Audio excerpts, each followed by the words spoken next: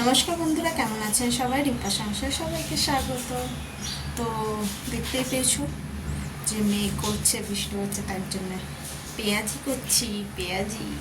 তো পেঁয়াজি ভাজার পর আমার তো তেমন আর কিছু কাজ ছিল না আজকে, তেমন রান্নাও করিনি, সেই কারণে সেদ্ধ ভাত আর কি দেখাবো।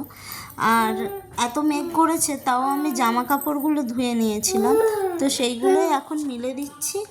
আর তারপরে একবারে দেখা হচ্ছে তোমার জামা কাপড় শুকিয়ে যাওয়ার পর, আর সেইগুলো আমি পাট করতে বসেছিলাম। এখন পাট করতে বসে মানে মেয়েও ঘুমোচ্ছে সেই কারণে।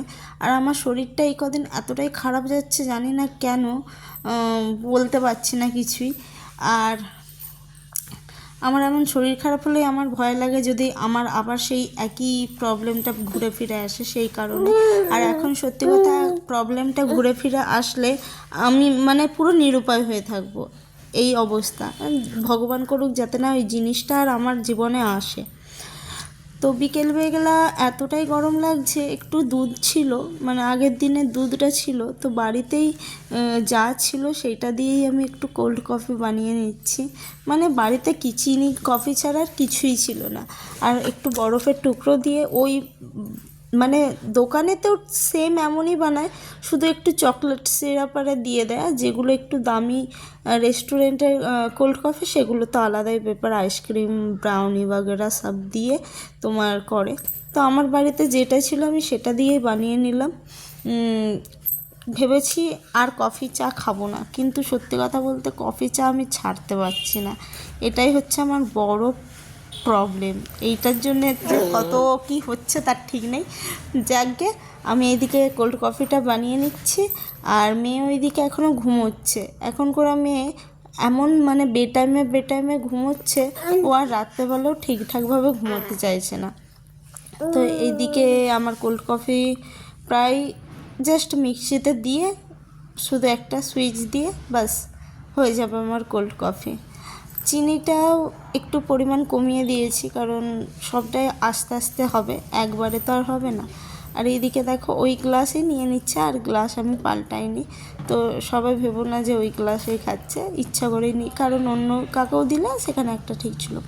সন্ধ্যাবেলা তাড়াতাড়ি ভাত বসিয়ে দিয়েছিলাম, কারণ বললাম যেহেতু একটু শোবো, সেই কারণে আজকে করব একটু কুঁদরির ঝাল আর ডাল। আগের মানে দুপুরের দিকে ডালটা ছিল, ঠিক আছে, তো সেই কারণে আমি চটপট করে পেঁয়াজ, কুঁদরিতে আবার পেঁয়াজ না দিলে না সত্যি কথা খেয়ে ঠিক টেস্টটা আসে না। সেই কারণে নিরামিষের দিনে আমি কুঁদরিটা করতেই চাই না। যেদিন আমরা মানে ওই পেঁয়াজ আর রসুন আরে খাই, সেদিনেই আমি কুঁদরিটা করতে চাই।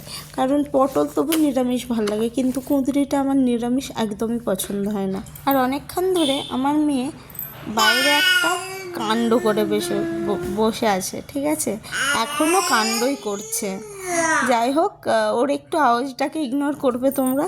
আর এইদিকে আমি চটপট করে রান্না করে ওই ভিডিওটাই তুলতে যাবো কিছুক্ষণ পর, কারণ এই জিনিসটা এখন করা বারবার করছে। আমার শুধু ভয় লাগে একটাই, যদিও পড়ে যায়, কিন্তু ও দেখছি নিজেকে সামলে নিচ্ছে। এটাই তো একটা দরকার, যে নিজেকে সামলে নেওয়া।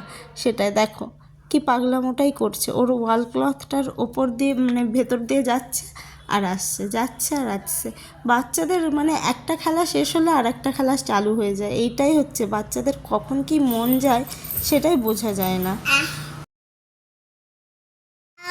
আর এইদিকে ওর বাবা নিয়ে এসেছে তোমার দইভাল্লা, আর এইদিকে আমার রান্নাও রেডি হয়ে গেছে।